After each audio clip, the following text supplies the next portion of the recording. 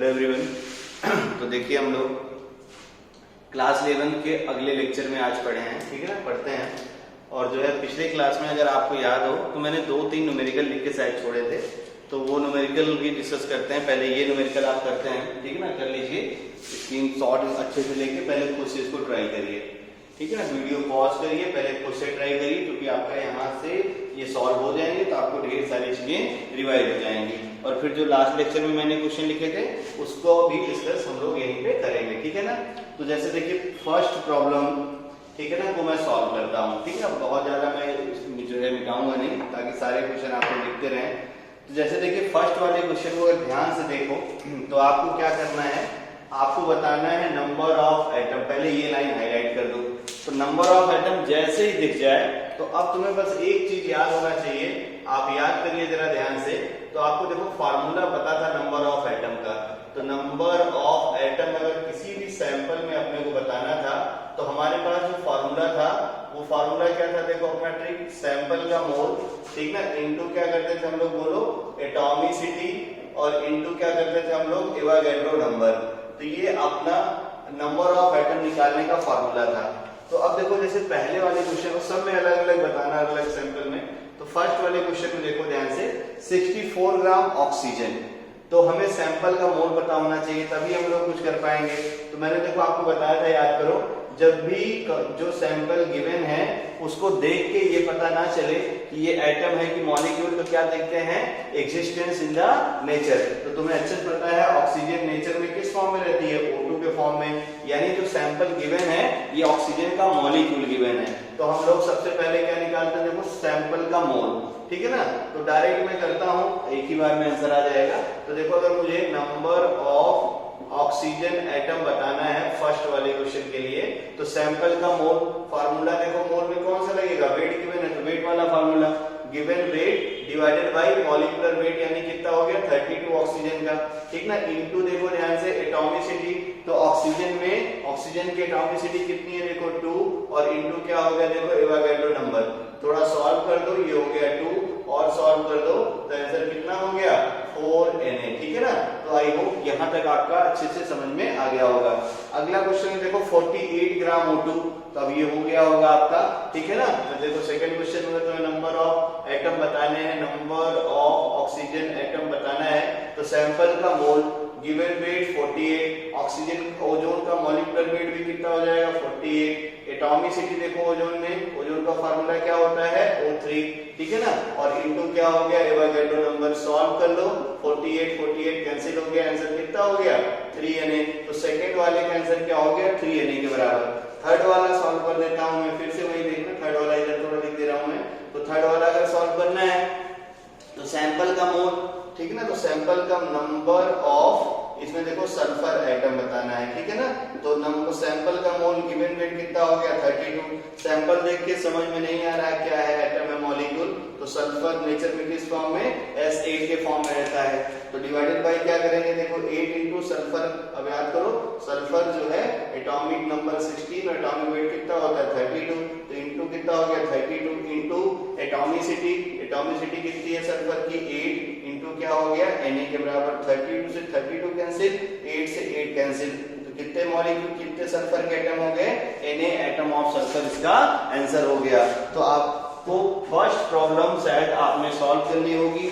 जिनका सॉल्व हो गया है बहुत अच्छी बात है, ठीक है ना, और जिनका नहीं हुआ है वो प्लीज फॉर्मूले रिवाइज करके फिर से ये क्वेश्चन आप ट्राई करिएगा, फिर इस वीडियो को कंटिन्यू करिएगा, ठीक है ना। चलिए अगला क्वेश्चन हम लोग देखते हैं, क्वेश्चन नंबर जो सेकंड है इसको भी सॉल्व करते हैं। आपको क्या करना है, आपको बताना है, ठीक है ना, Which of the following contain greatest number of oxygen atom? Greatest मतलब किसके पास ऑक्सीजन के एटम सबसे ज्यादा हैं, आपको ये सॉल्व करना है, और 4 ऑप्शन दे रखा है, ठीक है ना। तो जो है which of the following है greatest number of oxygen atom, और ये ऑप्शन है 4, ठीक है ना। तो हम लोग सबसे पहले फर्स्ट वाले क्वेश्चन को देखते हैं, इसमें भी ऑक्सीजन एटम बताना है। तो प्रॉब्लम ए में देखो जरा ध्यान से, मुझे ऑक्सीजन के नंबर सब में बताने हैं, तो मैं फार्मूला यहाँ लिख देता हूँ, नंबर ऑफ ऑक्सीजन एटम। चलिए सैंपल के मोल का काम है, मोल कैसे निकलेगा, गिवन वेट, डिवाइडेड बाय देखो ऑक्सीजन एटम दे रखा है, तो यानी ऑक्सीजन एटम का मास कितना हो गया 16, एटम है एटॉमिसिटी 1 इनटू क्या हो गया Na, यानी फर्स्ट वाले आंसर में फर्स्ट वाले जो आपका सैंपल है उसमें कितने मॉलिक्यूल ऑक्सीजन है, तो Na/16 ये हो गया फर्स्ट ऑप्शन। बी ऑप्शन में देखते हैं हम लोग, नंबर ऑफ है ना ऑक्सीजन एटम कितना होगा 1 ग्राम ऑफ O2, तो गिवन वेट कितना हो गया 1 ग्राम, O2 का मोलर मास कितना हो गया 32, ऑक्सीजन की एटॉमिसिटी देखना ध्यान से, O2 में कितना है 2 और इनटू क्या हो गया Na के बराबर, थोड़ा सॉल्व कर लो, ये हो गया 16। तो आप देखिए जरा बी ऑप्शन में भी कितने मॉलिक्यूल हो गए Na/16, ठीक है ना। फिर एक ऑप्शन और है तुम्हारे पास सी ऑप्शन, तो सी ऑप्शन भी सॉल्व कर दूं मैं, ठीक है ना, बहुत सारा स्पेस है। तो नंबर ऑफ ऑक्सीजन एटम इसमें बताना है 1 ग्राम ऑफ O3, तो गिवन वेट 1 ग्राम, ऑक्सीजन का मोलर मास 48, ठीक ना, एटॉमिसिटी ऑक्सीजन की कितनी हो गई 3 इनटू क्या हो गया Na, सॉल्व कर लो, ये कितना हो गया 16। तो आप देखिए इसमें भी कितने मॉलिक्यूल हैं Na/16, तो आंसर कौन सा सही हो गया इसमें, डी ऑप्शन सही हो गया, ऑल है same number of oxygen atom, ठीक है ना। तो आई होप सेकेंड वाली प्रॉब्लम भी आपको बहुत अच्छे से क्लियर हो गई होगी, ठीक है ना। चलिए अब हम लोग क्वेश्चन नंबर 3 में आते हैं।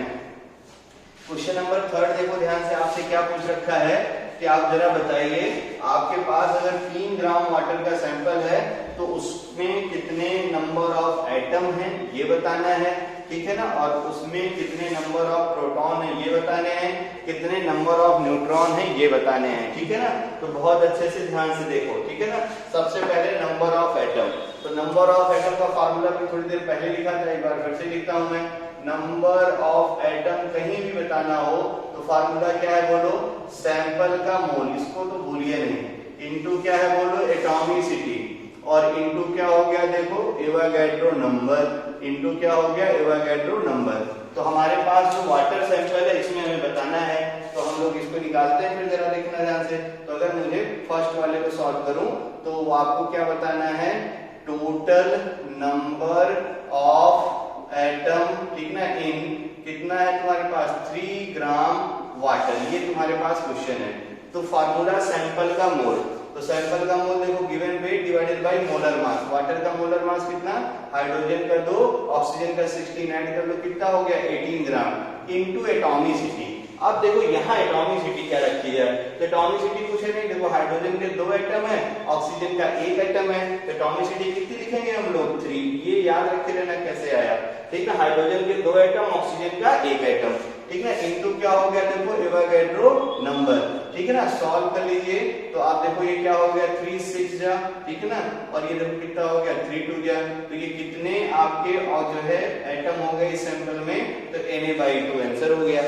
समझ में आ गया ना सबको, ठीक है। चलो बस एटॉमिसिटी कैसे है यही समझाना था, इसलिए क्वेश्चन दिया था आपको। दूसरा वाला पार्ट देखो ध्यान से, number of proton number of neutron, तो क्या करते थे पहले जो सैंपल है उसमें कितने प्रोटॉन न्यूट्रॉन है ये निकाल लेते थे एटॉमिक स्ट्रक्चर वाला लगा के, है ना।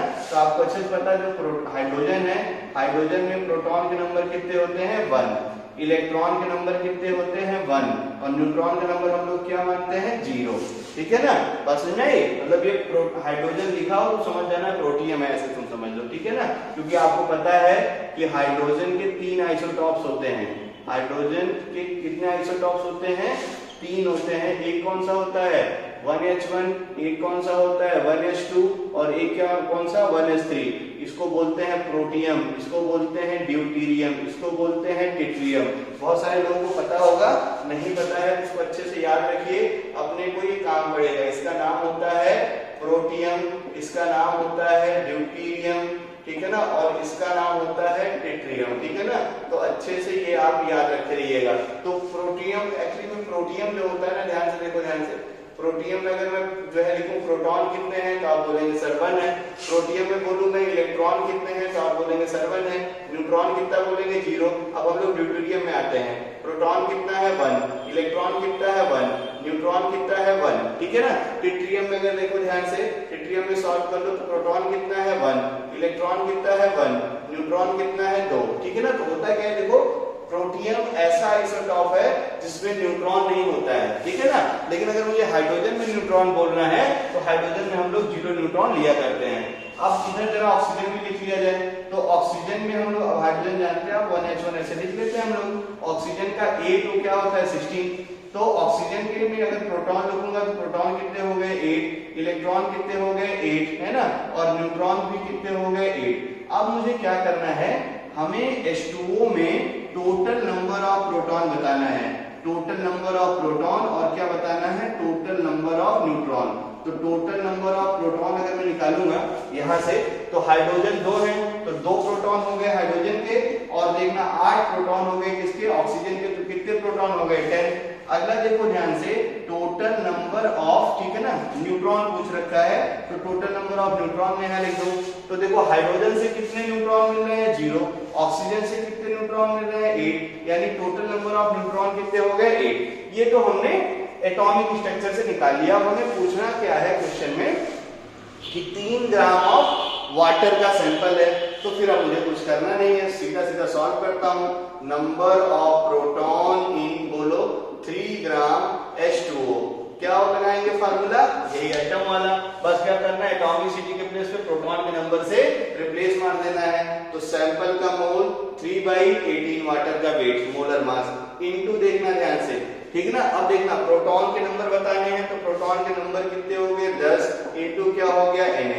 सॉल्व कर दीजिए, ये कितना हो जाएगा तुम्हारा 6, ये कितना हो जाएगा 5, ये हो जाएगा 3, ठीक है ना। इसको थोड़ा और सॉल्व कर दिया जाए, सीधा सीधा रख देता हूं मैं, तो 5/3 Na हो गया तुम्हारा फर्स्ट वाले का आंसर। बाकी Na की वैल्यू रख के आप इक्वेट कर लीजिएगा।